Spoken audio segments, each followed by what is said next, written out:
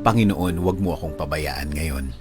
Panginoon, maraming salamat sa bagong araw ngayon na nasa buhay ko. Maraming salamat sa mga bagong pagkakataon na kasama ng araw na ito.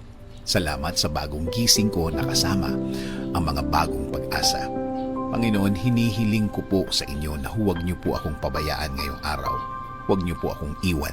Huwag niyo po akong pabayaang mag-isa. Ayaw ko po, Lord, ng nag-iisa. Alam ko po na kapag kasama ko kayo, ang lahat ay magiging maayos. Ang lahat ay tatakbo ng maganda at tahimik. Ang isang araw na kasama kayo, Lord, ay isang araw na nasa tama ang lahat. Alam ko, Lord, na ikaw ang magiging guide ko.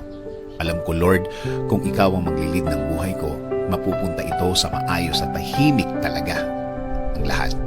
Dahil alam ko na ang araw na ito ay bahagi ng inyong magandang plano. Lord, nasa gitna po ako ng isang matinding problema. Isang matinding problema na kinukuha ang lahat ng parts ng aking araw. Walang oras na hindi ko naaalala ang problemang ito. Pagod na din po ako sa pag-iisip ng problemang ito. Marami na po ang apektado sa aking buhay. Marami na din po akong hindi nagagawa dahil sa aking kinakaharap. Kahit ang mga mahal ko sa buhay, napapabayaan ko na dahil sa problemang ito. Lord, I'm asking you to be in the middle of my life now. Ikaw na po ang mag-lead ng aking buhay. Ikaw na po ang manguna ng aking buhay. Ikaw na po ang magbigay ng direksyon. Ikaw ang magbigay ng guidance sa aking araw-araw. Isinusuko ko na po ang lahat ng sakit sa iyo. Ikaw na ang bahalang palitan ito ng kasiyahan. Yes, Lord. Change it to happiness. Change it to happy situation, Lord. Lagyan mo ng joy ang aking buhay. Baguhin niyo po ang aking araw-araw ngayon. Yes, Lord. Kasama na ang mga araw na parating, mga linggo, buwan ng aking buhay.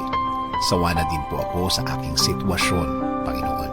Inaamin ko sa iyo, Lord, na ang sarili ko na naman ang aking inasahan.